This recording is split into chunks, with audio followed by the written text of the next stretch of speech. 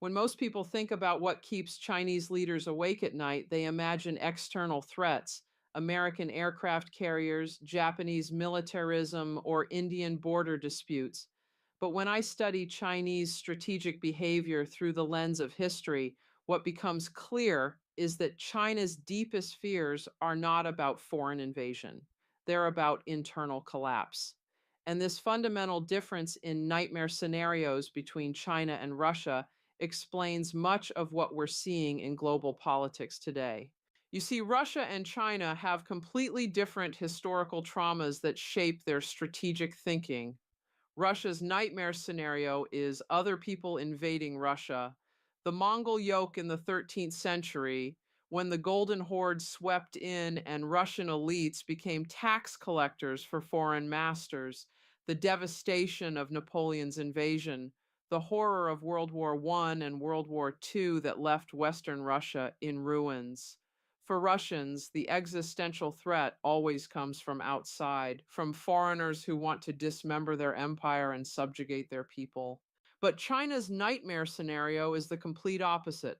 China's greatest fear is not foreign invasion, but internal disintegration, the collapse of central authority, the return of warlordism, the fragmentation of the empire into competing regional powers. And this isn't some theoretical concern. This has happened to China repeatedly throughout its history, and each time it has led to centuries of chaos, civil war, and suffering that dwarfs anything foreign invaders have inflicted.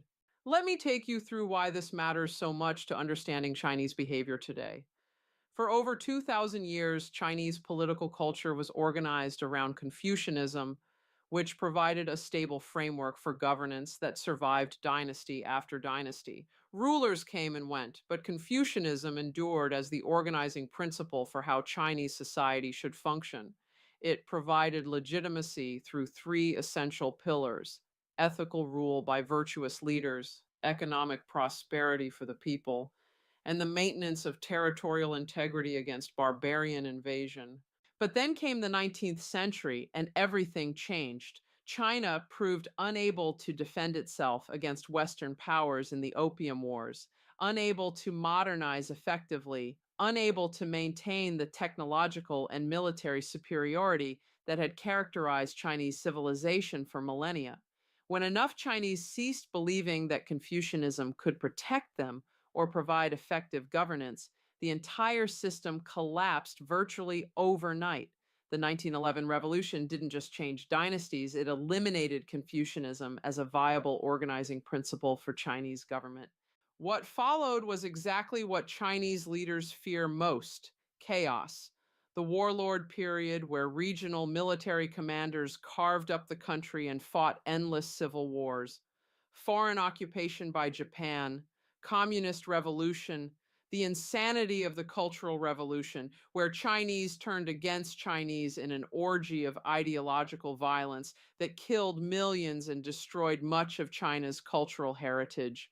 For anyone who lived through that period, including Xi Jinping, the memory of chaos is more terrifying than any foreign threat. And this is why the Chinese Communist Party's relationship with ideology is so different from what most Westerners understand.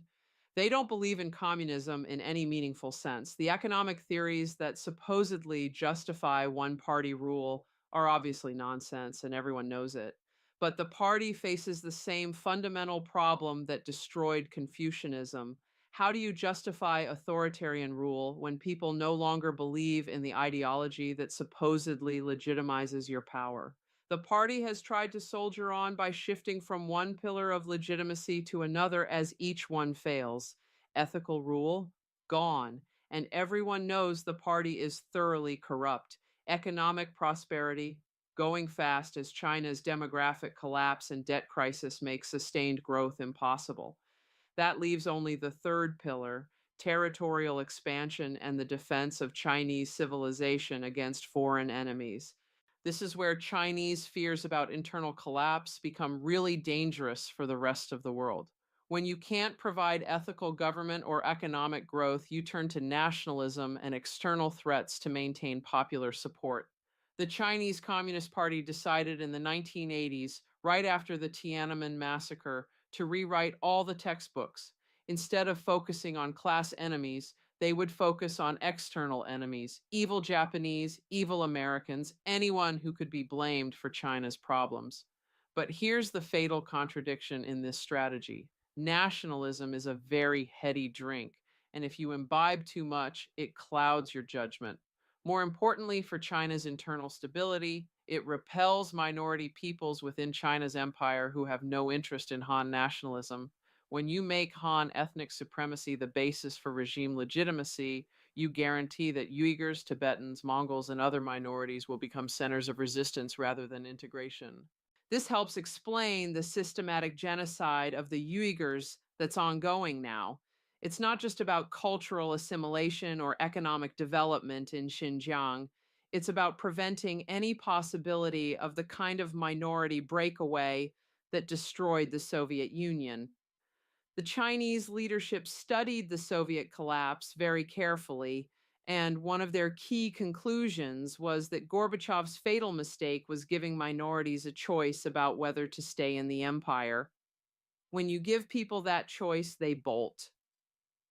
So China's approach is the opposite. Never give minorities that choice. Make resistance impossible through total surveillance, mass detention, forced sterilization, and cultural destruction. From the Chinese perspective, this isn't excessive brutality. It's preventive medicine against the kind of imperial fragmentation that could trigger complete internal collapse. The same logic applies to Hong Kong and Taiwan. These aren't just territorial disputes for Beijing, they represent alternative models of how Chinese people might organize themselves politically. Hong Kong's democratic protests and Taiwan's democratic success are existential threats to Communist Party legitimacy because they prove that Chinese people can govern themselves without authoritarian control. If those alternatives are allowed to flourish, they might inspire similar movements on the mainland. This is why Beijing's response to Hong Kong's democracy movement was so swift and brutal. They couldn't allow even a limited autonomous region to demonstrate that Chinese people could choose their own leaders and maintain prosperity and stability. The one country, two systems model had to be destroyed not because it threatened Chinese territorial integrity, but because it threatened the ideological foundations of Communist Party rule. Taiwan presents an even more serious version of the same problem. Here's a thriving democracy of Chinese people who have achieved prosperity, technological advancement, and international respect without Communist Party control. Worse yet, from Beijing's perspective, Taiwan's success makes it harder to convince mainland Chinese that authoritarian rule is necessary for Chinese prosperity and stability. But here's where China's internal collapse fears create a genuine strategic dilemma. The more aggressive China becomes in trying to eliminate these alternative models, the more it frightens neighbors into forming coalitions against Chinese expansion. The more it uses nationalism to maintain internal legitimacy, the more it repels potential partners and trading relationships that might actually strengthen China's economy and international position.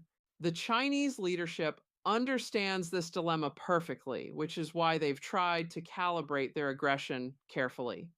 Enough nationalism to maintain domestic support, but not so much that it triggers overwhelming international opposition. Enough pressure on Taiwan to prevent formal independence, but not so much that it provokes American military intervention. Enough repression of minorities to prevent separatism, but not so much that it becomes a major international issue. The problem is that this calibration becomes harder to maintain as China's other sources of legitimacy erode. As economic growth slows, as corruption scandals multiply, as the costs of the surveillance state increase, the party needs more and more external nationalism to distract from internal problems. This creates a ratchet effect where Chinese international behavior becomes steadily more aggressive over time. Xi Jinping represents the culmination of this logic. He's the first Chinese leader since Mao who has explicitly prioritized maintaining Communist Party control over economic efficiency when the two conflict. His crackdowns on tech companies, his zero COVID policies, his rejection of market reforms, all of these represent choices to sacrifice economic growth for political control. This makes sense if you understand that Xi's greatest fear isn't economic stagnation or even international isolation. His greatest fear is the loss of party control that might trigger the kind of internal chaos that has repeatedly devastated China throughout its history. Better to have a poorer but more controlled China than a richer but politically unstable China. But this strategy contains the seeds of its own destruction. By prioritizing control over effectiveness, by using nationalism to replace economic performance, by eliminating alternative models of Chinese governance, the party may be creating exactly the conditions that make internal collapse more likely rather than less. When you eliminate all feedback mechanisms, when you make it impossible for anyone to tell the leadership uncomfortable truths, when you sacrifice economic dynamism for political control, you create the kind of sclerotic system that eventually breaks under the weight of its own contradictions. This is exactly what happened to the Soviet Union, and it's what China's leaders are desperately trying to avoid. The tragic irony is that China's fear of internal collapse may be creating the very conditions that make such collapse inevitable. The surveillance state that's supposed to prevent resistance creates resentment. The nationalism that's supposed to unify the country alienates minorities and frightens neighbors. The economic controls that are supposed to maintain party power undermine the prosperity that originally legitimized that power. Meanwhile, the external threats that China uses to justify internal repression are becoming more real as Chinese behavior triggers defensive coalitions among its neighbors. The Quad, AUKUS, the strengthening of alliance relationships between the United States and its Asian partners, all of this represents the international system adapting to contain Chinese expansion in ways that may ultimately prove more threatening to Chinese interests than any internal democratic movement could have been. This is why I think China's nightmare scenario isn't some future possibility. It's a present reality that's unfolding in slow motion. The very strategies the Chinese Communist Party has adopted to prevent internal collapse are making that collapse more likely while simultaneously creating the external pressures that could trigger it.